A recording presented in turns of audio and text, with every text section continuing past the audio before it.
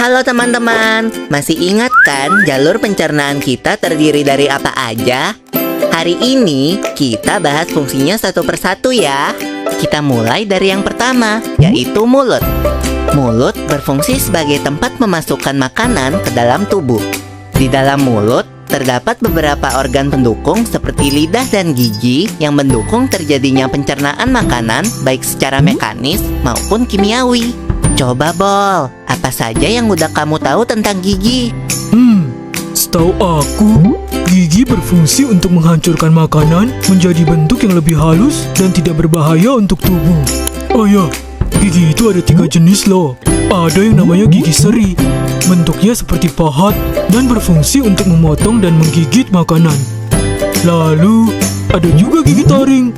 Bentuknya runcing dan berfungsi untuk merobek dan mengoyak makanan. Terakhir adalah gigi geraham. Bentuknya besar dan lebar serta berfungsi untuk menggilas makanan. Nah, kalau jumlah gigi kita ada berapa ya Bol? Setahu aku sih, gigi kita tumbuh seiring dengan kita bertambah umur, Pipo.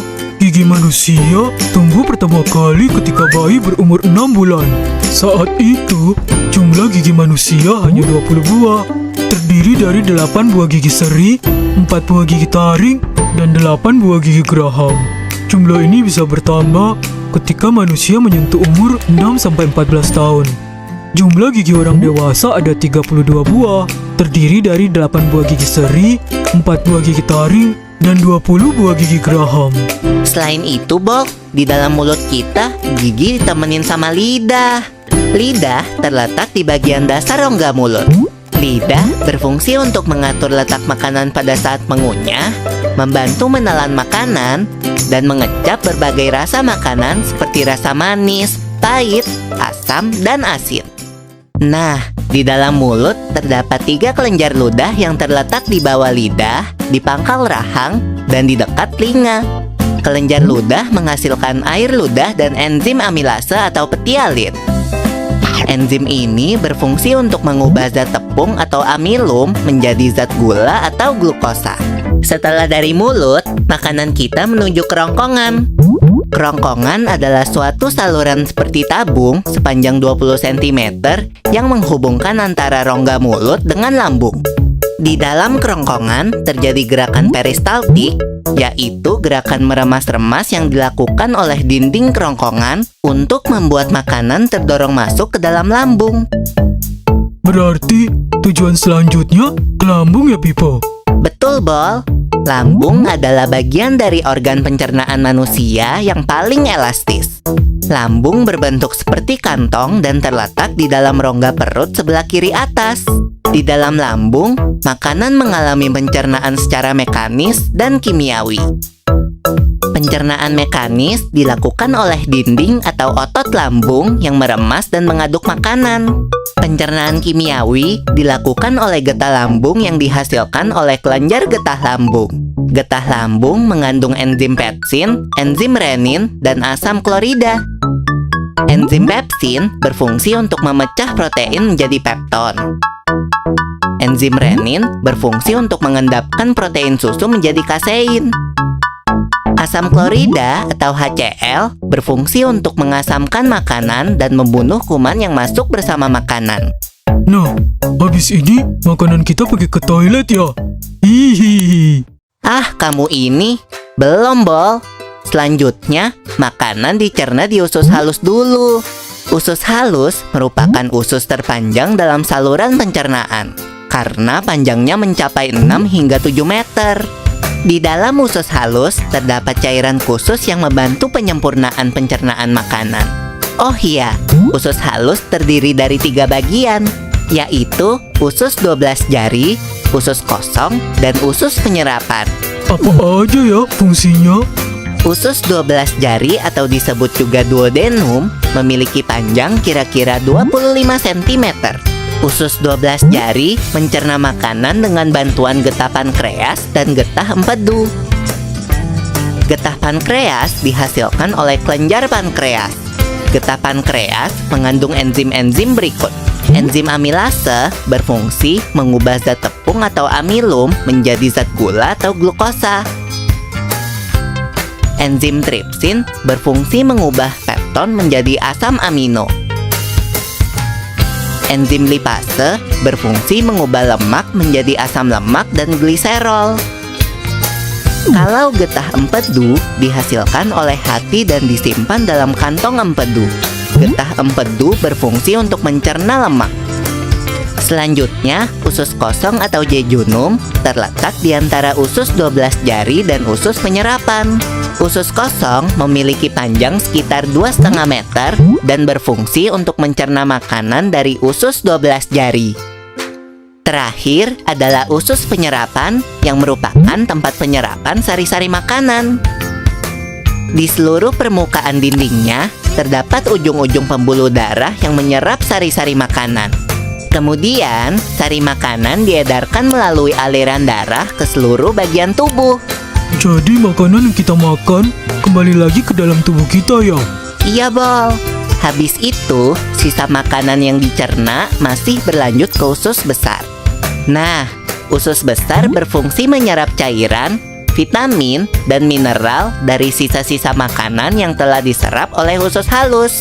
Pada usus besar, terdapat bakteri yang berguna untuk tubuh bernama E. coli yang berfungsi untuk membantu proses pembusukan sisa makanan. Proses pembusukan sisa makanan akan menghasilkan kotoran atau feses yang kemudian dikeluarkan melalui anus. Oh gitu. Nah, gimana dengan mulus? Itu disebabkan oleh apa ya, Pipo? Organ terakhir yang bernama rektum adalah ujung muara dari usus besar yang berfungsi sebagai tempat penyimpanan feses sementara. Ketika rektum terisi penuh dengan feses, maka saraf akan mengirimkan respon kotak yang menimbulkan rasa ingin buang air besar. Anus adalah lubang di bagian bawah pantat yang berfungsi sebagai tempat keluarnya feses dari tubuh. Jadi begitu ya, seluruh proses pencernaan dalam tubuh kita. Iya, Bol. Seenak-enaknya makanan yang aku makan, ujung-ujungnya untuk dibuang lagi. Tapi ingat, kan ada juga sari makanan yang menyebar menjadi energi untuk tubuh kita. Betul juga ya. Oh ya, Pipo, ngomong-ngomong soal pencernaan, kamu pernah sakit perut gak? Tentu saja, Bol. Kenapa ya perut kita bisa sakit? Nanti akan kita bahas bersama di video selanjutnya ya, Bol. Kenapa ya perut kita bisa sakit?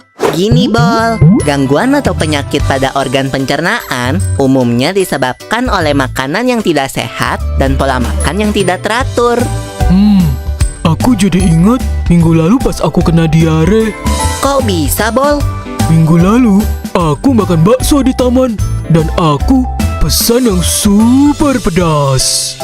Yah, pantas aja kamu sakit, Bol.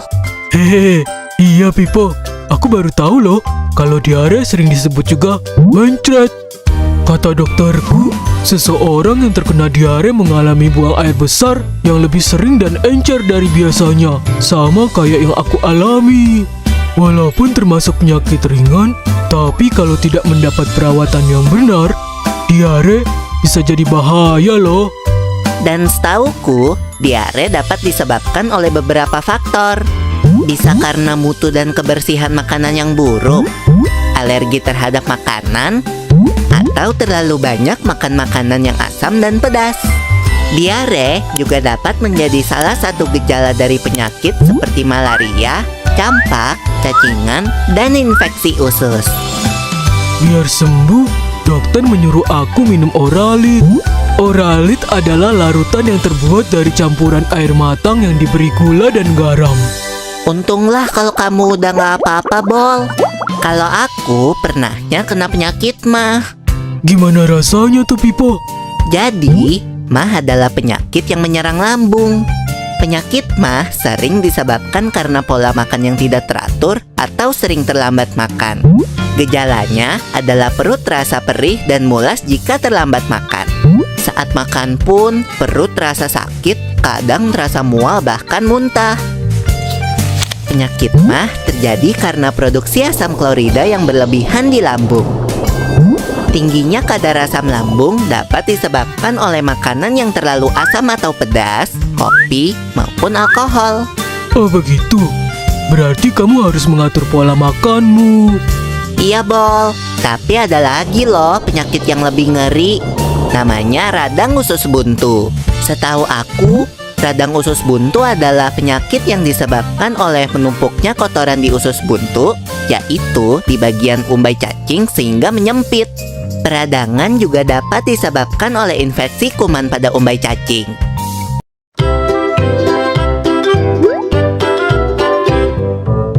Gejala yang timbul antara lain perut terasa mual disertai muntah, kadang mencret, tubuh mengalami demam, perut bagian kanan bawah terasa sangat nyeri, dan akan semakin parah apabila terjadi penekanan atau guncangan, misalnya batuk atau berjalan biasa. Kalau sudah parah, harus menjalani operasi pemotongan umbai cacing loh, Bol.